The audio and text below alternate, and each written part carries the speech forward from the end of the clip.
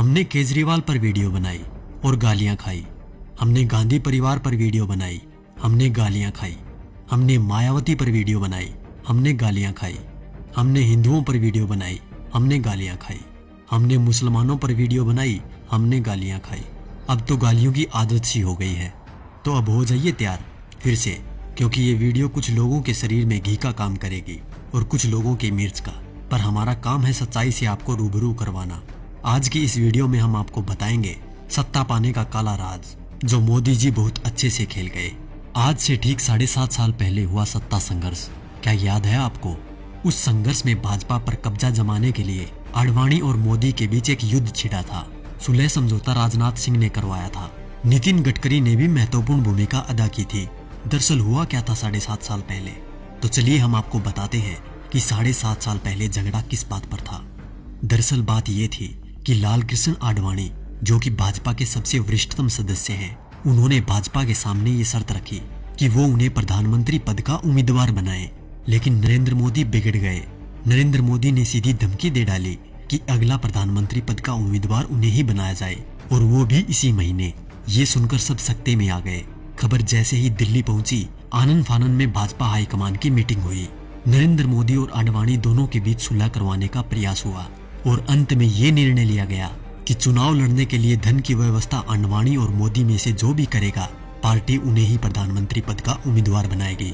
अपने 12 साल के गुजरात के शासन के दौरान नरेंद्र मोदी की मित्रता कुछ बड़े उद्योगपतियों के साथ थी, जबकि आडवाणी के साथ ये सुविधा नहीं थी। धन की व्यवस्था करने में नरेंद्र मोदी सफल रहे। अब उसके बाद घटनाक्रम धीरे धीरे बदलने लग गया। पूंजीपतियों ने भाजपा के सामने शर्त रख दी कि भाजपा को तभी धन उपलब्ध करवाएंगे जब नरेंद्र मोदी को प्रधानमंत्री पद का उम्मीदवार पार्टी घोषित कर दे। भाजपा को पूंजीपतियों के दबाव के आगे झुकना पड़ा और नरेंद्र मोदी को प्रधानमंत्री पद का उम्मीदवार बनाना पड़ा। आडवाणी नाराज होकर कोप भवन में बैठ गए। उसके बाद धीरे धीरे घटनाक्रम बदला। लोकसभा चुनाव प्रचार के दौरान मुकेश अंबानी ने देश में 22 चैनल खरीद लिए। इन चैनल को ये निर्देश था कि वो दिन रात मोदी का प्रचार करे, उनकी रैलियों के भाषण लाइव टेलीकास्ट करे और समस्त विपक्षी नेता यानी आज के विपक्षी नेताओं पर तंज कसने के लिए कहा गया। मायावती, अखिलेश, केजरीवाल, राहुल गांधी, सोनिया गांधी, लालू समेत तमाम नेताओं पर तंज कसने के लिए कहा गया। मीडिया ने यह काम बखूबी किया भी। तकरीबन 600 वेबसाइटों को मुकेश अंबानी ने खरीद लिया। नरेंद्र मोदी ने 400 रैलियां की थी। इन रैलियों का खर्चा अपने 67 पूंजीपति मित्रों के द्वारा उठाया गया। नरेंद्र मोदी को चुनाव प्रचार करने के लिए एक हेलीकॉप्टर दिया गया था। ये हेलीकॉप्टर चुनाव प्रचार के लिए अडानी ने दिया था। जैसे ही परिस्थितियां थोड़ी बदली, देश के प्रधानमंत्री मोदी जी बन गए। अरे मित्रों, मैं तो पीएम बन गया। पीएम बन के कैसा तन गया। ये विक्ट्री मेरी देखो, ये हिस्ट्री मेरी देखो, जैसे मॉडल मेरे गुजरात का। उसके बाद सिलसिला हुआ कर्ज उतारने का। तो सुनिए क्या क्या हुआ। अडानी को ऑस्ट्रेलिया के क्वींसलैंड शहर में खनन के लिए 600 करोड़ का कर्ज नरेंद्र मोदी ने दिलवाया। उनके पिछले 67,000 करोड़ के लोन को माफ कर दिया गया। मुकेश अंबानी को फ्री में 4G स्पेक्ट्रम दिए गए। इसके अलावा मुकेश अंबानी की कंपनी पर पिछली सरकार द्वारा लगाया गया जुर्माना माफ कर दिया गया। उनके भी कुछ कर्जों का राइट ऑफ कर दिया गया। दैनिक जागरण अखबार ने लोकसभा प्रचार के दौरान नरेंद्र मोदी का बखूबी साथ दिया था, इसलिए इस अखबार के मालिक को मोदी जी ने राज्यसभा में सांसद बना दिया।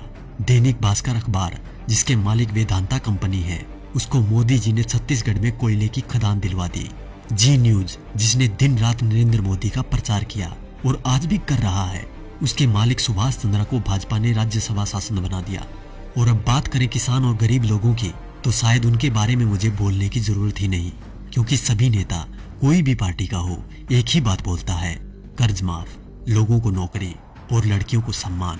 तो क्या हुआ भाई साहब, कर्ज तो आप सभी का माफ हो ही गया होगा और नौकरी भी लग गई होगी, आराम से घर बैठकर खाने की। वैसे देखा जाए तो हम जवानों को इस फोन से फुर्सत मिले तब ना। 4G की लहर ऐसी आई है, हमारी आवाज तभी निकलती है जब टिकटॉक और PUBG बैन हो जाए। वैसे भी टिकटॉक के बैन होते ही अंबानी ने 5 बिलियन का ऑफर दे दिया टिकटॉक को कि हमें बेच दो, हम खरीद लेंगे। और रही बात PUBG मोबाइल गेम की, तो PUBG बैन होते ही खबर आई कि हम 4G गेम मैदान में उतार रहे हैं। अच्छी बात है, मेक इन इंडिया होना भी चाहिए, पर शायद अब इस गेम से युवा गलत दिशा में नहीं जाएंगे, क्योंकि इसको गंगा के जल से धोकर लॉन्च किया जाएगा। तो देखा दोस्तों, ये थी खबर। बाकी जो मीडिया दिन रात आपको दिखाता है वो तो सिर्फ उसका प्रचार है। साथियों, ये खबर हर फोन में होनी चाहिए जिससे कि बीजेपी की इस करतूत का सबको पता चल जाए।